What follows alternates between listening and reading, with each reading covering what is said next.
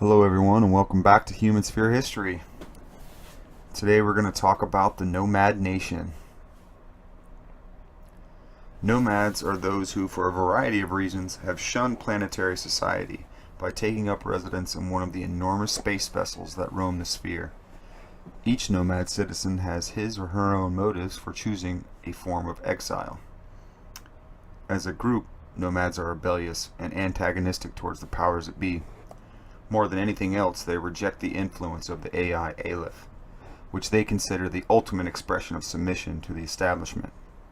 As such, theirs is truly an alternative lifestyle. To the rest of the human sphere, nomads are a bunch of outcast oddballs and anarchists. Their image as outsiders is reinforced by the relentless propaganda campaign of the mass media, paid for and incentivized by their powerful adversaries to discredit their political discourse. Confined to their motherships, nomads visit all the star systems of the human sphere, offering their services to all interested parties, but limiting the extent of their non-commercial interactions. Nomads are an affordable alternative to conventional corporations in a variety of fields, and particularly renowned for their distinctive confidentiality. In addition, some of their most sought-after services have little reputable competition. Safe traffic of currencies and data, specialized labor with experience in zero-G and EVA extravehicular activity jobs, or a number of activities and products that would be illegal on most planets. The core of the Nomad Nation is formed by three enormous flagships: the Tunguska, Corregidor, and Bakunin. Each of these has its own idiosyncratic style and culture, and each endeavors to fulfill a different role using their own specialities and quirks. In addition to these three behemoths, numerous smaller craft consider themselves part of the Nomad Nation and travel from the mothership to all points of the sphere, peddling merchandise and services of the nomads are known for. The political structure of the Nomad Nation is centered on the executive board of 6 members, one for each of the distinct areas of the motherships. In this organization, however, the 2 Tunguskan representatives hold veto rights, a self-granted privilege that reflects Tunguska is the greater political power of the Nomad Nation. So let's talk a little bit about Tunguska. This mothership was the project of a collaborative project of bankers and crypto hackers who sought solutions to underlying faults in the socio-economic system of the sphere, perceived as too pliant to the whims of the state. The project was conceived under the auspice of tax haven governments concerned about the increasingly punitive policies of international organizations. This increasing legislative pressure over financial havens has been investigated by the world powers of the time, which wanted to crack down on tax evasion but were afraid to lock horns directly with the megacorporations that benefited from these policies. In the face of the political onslaught, many looked to Tunguska project as a useful loophole. The construction of Tunguska itself was in part openly funded by known international mob groups, mostly originating from Eastern Europe and Asia. With a single gambit, they planned to capitalize on their extra-legal income and consolidate their legitimate influence. The physical core of Tunguska is an Aleph-attached data crypt where secrets are stored without the threat of governmental meddling. To guarantee the impregnability of the system, the crypt employs programmers, hackers, cryptographers, and quantum physicists in great numbers. The surrounding layer houses bankers, economists, and representatives of the clans, mob families, and criminal organizations that founded Tunguska from its inception. This heterogeneous group coordinates the commercial and business management of the mothership. The crypt core and the layer that houses the governmental and managerial headquarters form the area of the ship called Centrum. Over time, this center was coated in layers of module clusters known as barangays, which now comprise most of the ship's area. Barangays, a Filipino term for suburbs, are relatively self-sufficient wards with their own modules for service, habitation, maintenance, and support, security, and etc. Tunguska was the real catalyst for the acknowledgement by the sphere of the Nomad Nation as an autonomous state and its membership in the O12. Thanks to this status, data packets from preferential customers can reach the crypt in diplomatic vassals protected by unbreakable MACSEC seals. International acknowledgement also adds legitimacy to the money deposited in the ship's accounts, greatly easing the lucrative service of the money laundering solutions.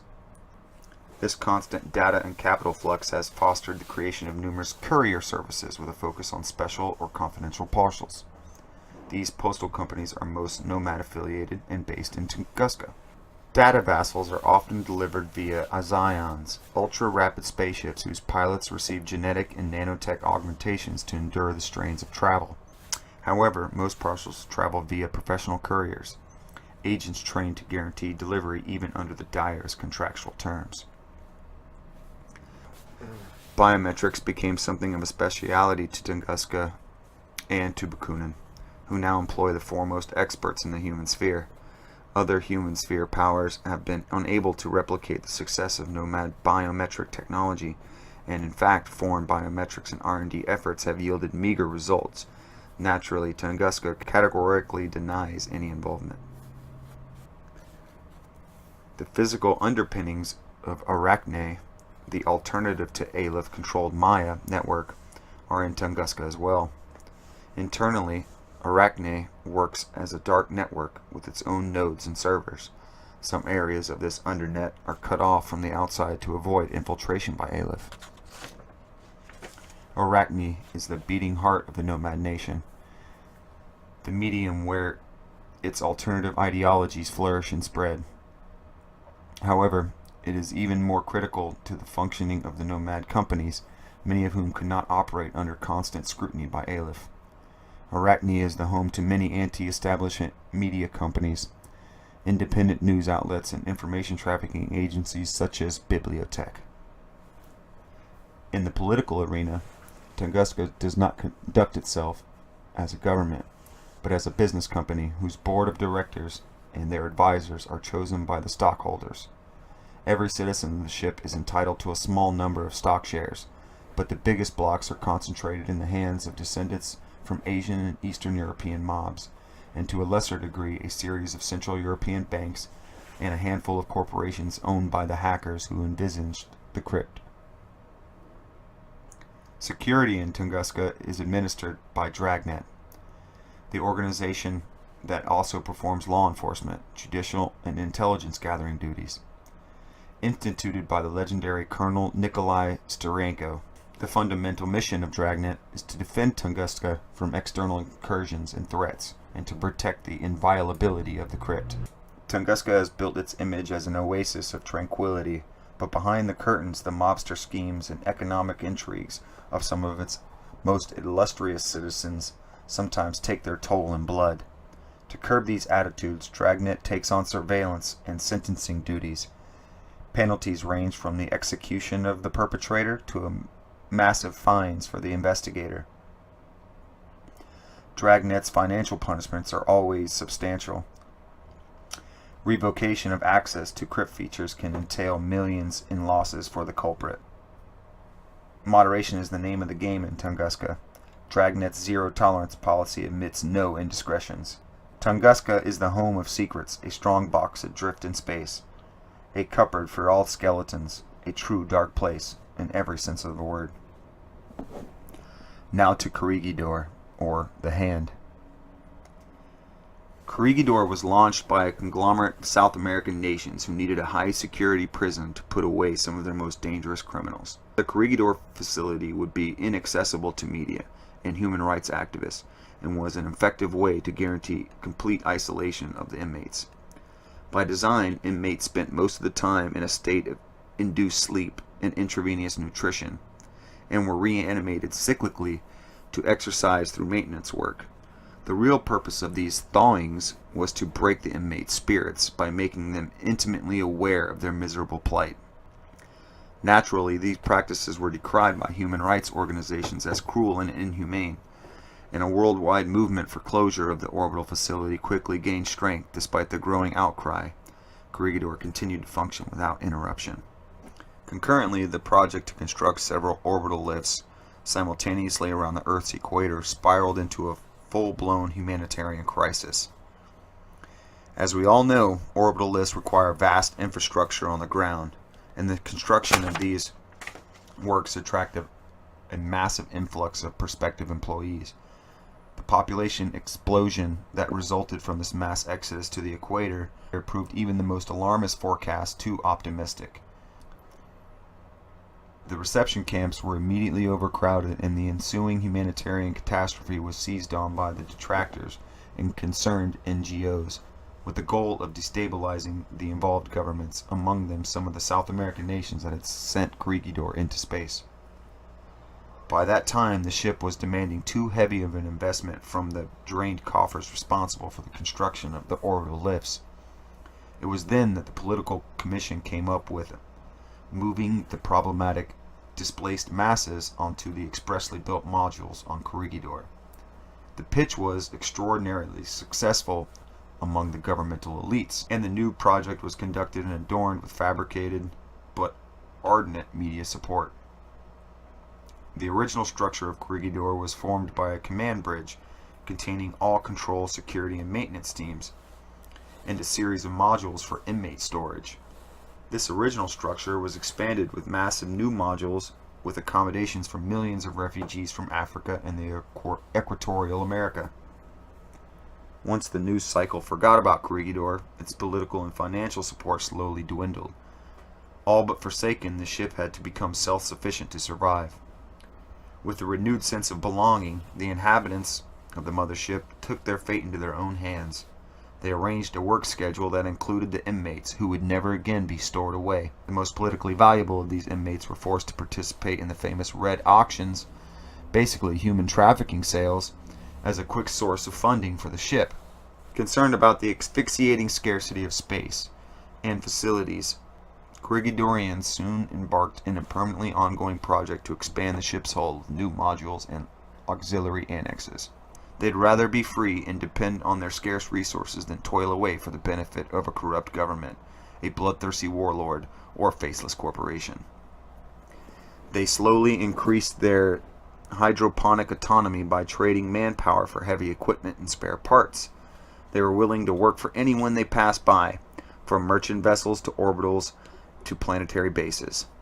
The hard, dangerous labor of maintaining and expanding their eggshell had prepared them for all kinds of zero-G and near-zero-G work. When Tunguska put forward a proposal to create a joint independent nation, Corregidor jumped on it immediately.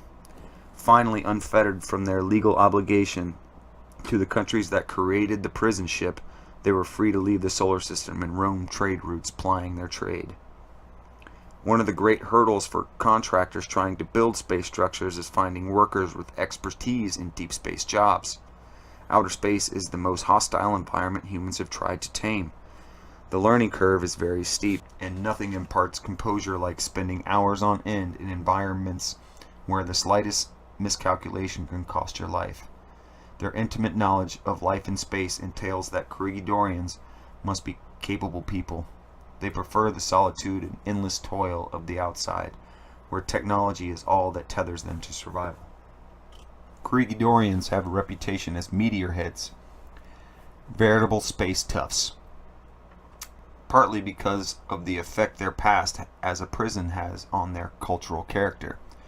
After a long, hard day of work in their EVA suits, Corregidorians like nothing better than to hit the canteen for a hot meal and a cold beer. And they chug it with the contentment of knowing themselves the most tenacious meteorheads, the toughest cosmonauts around. As they like to say with the mirthless pragmatism of an old space dog, grown and abide. Corregidorians form the bulk of the Nomad Nation military force.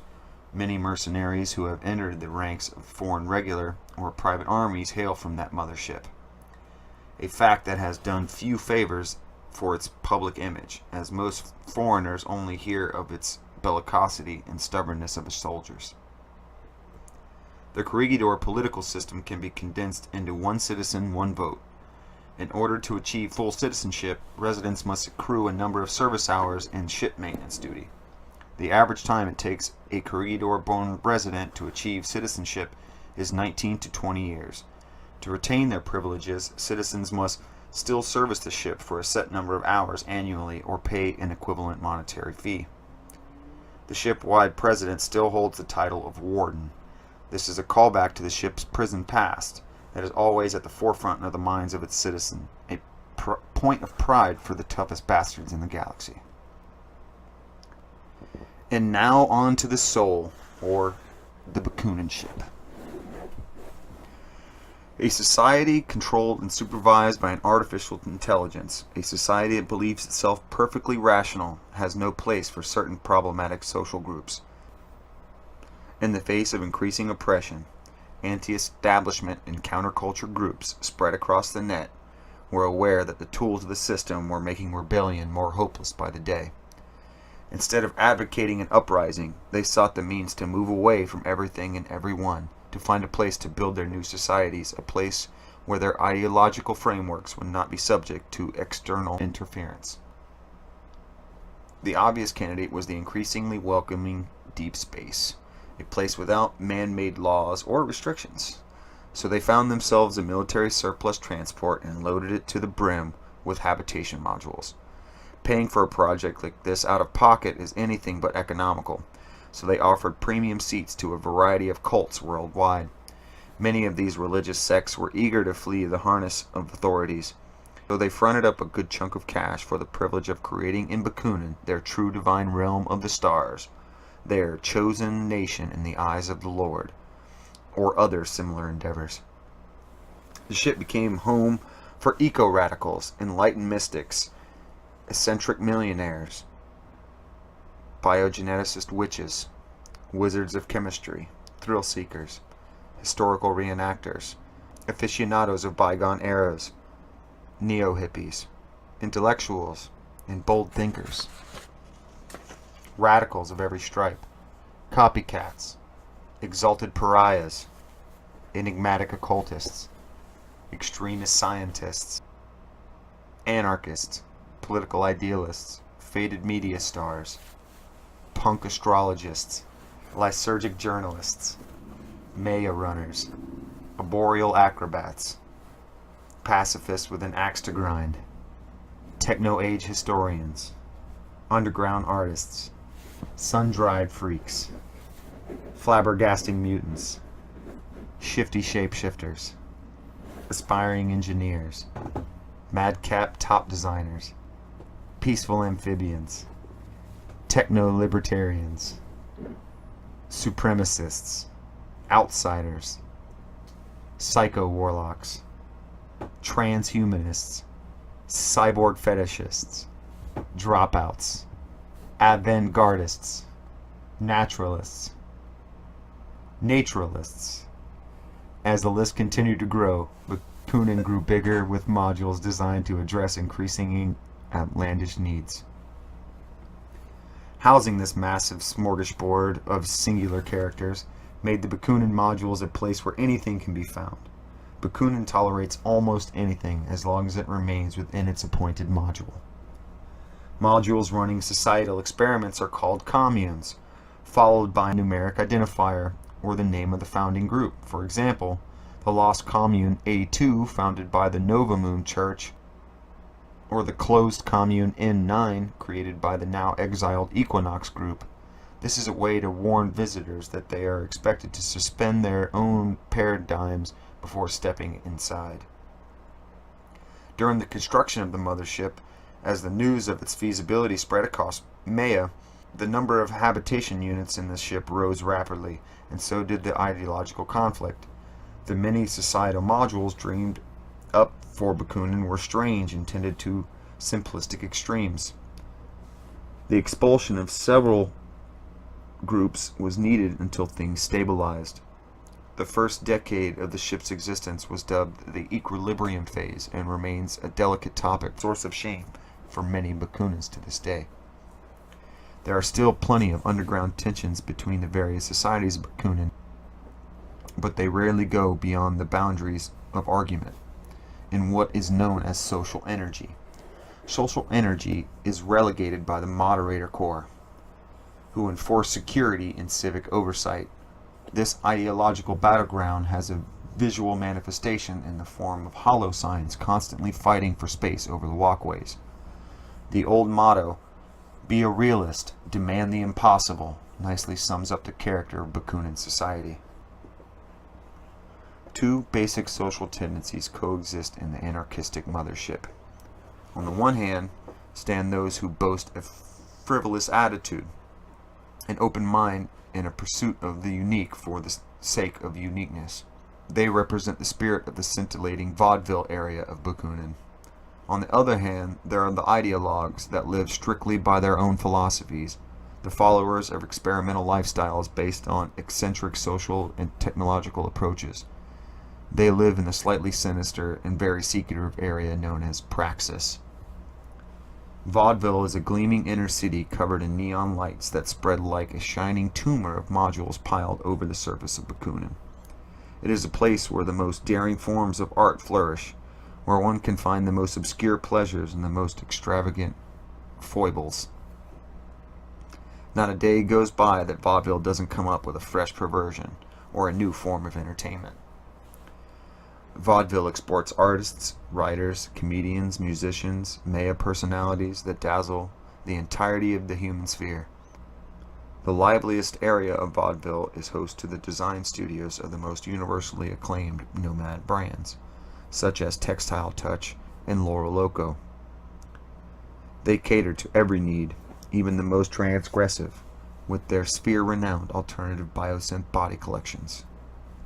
Vaudeville is the place to find the most exotic augmentations, sure to make or break the reputations of those daring or wealthy enough to try.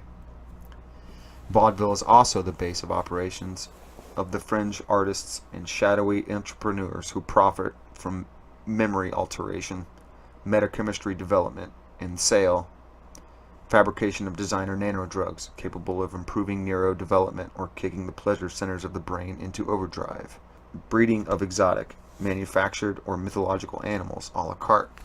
But if Vaudeville is the bazaar of the senses, Praxis is a chamber of horrors. Obscurantism, slavery, zoophilia, and genetic aberrations populate the minds of the upright citizens of the sphere whenever Praxis pops into conversation. But beyond the veil of prejudice, the truth is that Praxis is home to laboratories that push the boundaries of genetic and biomechanic research with bold ideas and experiments. A good deal of Praxis's residents are disreputable scientists and engineers with ties to criminal underworld. Mysterious, inhuman, and downright dangerous, the black laboratories deal in the most bizarre and reprobate experiments. The scientific maxim, "We must know, we shall know," is followed with religious zeal. Industrial engineering occupies another privileged position in Praxis' way of life. This section of Bakunin is responsible for the update and optimization of all Reptile series tags bought as military surplus from Pan-Oceania. After undergoing the Praxis treatment, the Reptile series is a top-notch fighting machine on the par with modern products of Eugene military industry with whom they compete in the international arms market. An excellent example of technological prowess of Bakunin. But let us bear in mind that Praxis is as much a source of horrors as it is a fountain of marvels.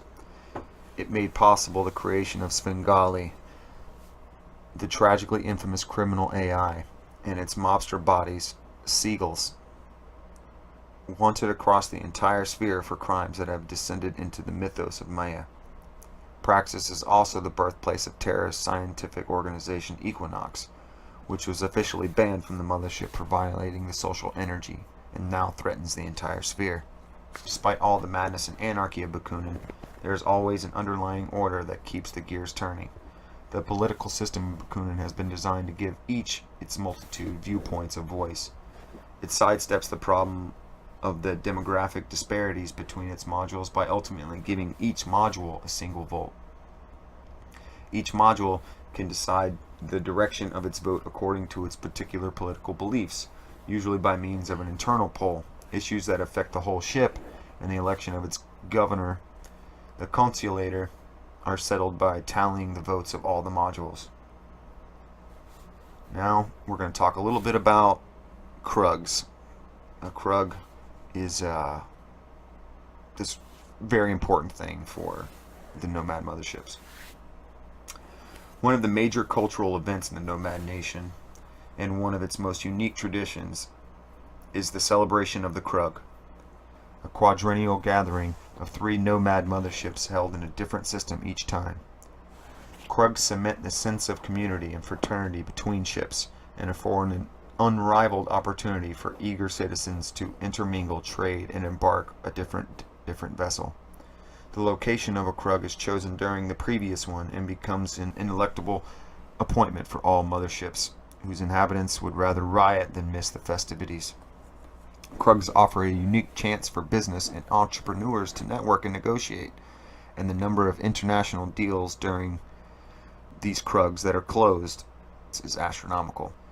Anyone with open eyes, listening ears, and sharp minds can make a small fortune. Nomad citizens don't look forward to the next Krug solely for financial possibilities.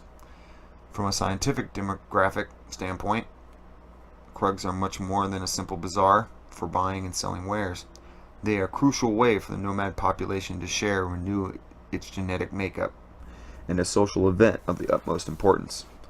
The bonds between the Nomad motherships that Krugs help form and reinforce go beyond mere commercial interests. Citizens of these unique space-bound nations have precious few chances to get to know each other and to establish lasting relationships, and this is particularly true of crew members. Compared to other great powers, the Nomad nation has a much lower population that precludes an extensive army. However, their status as wandering vagrants of the depths of space force them to maintain a vigilant military force capable of defending their vassals and interests. It is a joint effort. Tunguska contributes financing, Bakunin, state-of-the-art technology, and Corregidor, seasoned professionals. The Nomad military force is a compact force with an extreme level of preparation and excellent equipment, particularly with regard to its special operations units, reviled and admired by the militaries of every other nation in the sphere. Well, that's it for this time, everyone. If you enjoy it, leave a like. We have, I believe, Combined Army coming up next, and then after that we'll do Toa. If you like tabletop gaming, comics, movies, pop culture, laughing, or any of those things, check out our tabletop gaming and podcasting channel, The Tabletop Talkers with a Z. If you like lore, like these videos, but dealing with the Iron Kingdoms, the War Machine setting, check out Allocating Focus. Until next time.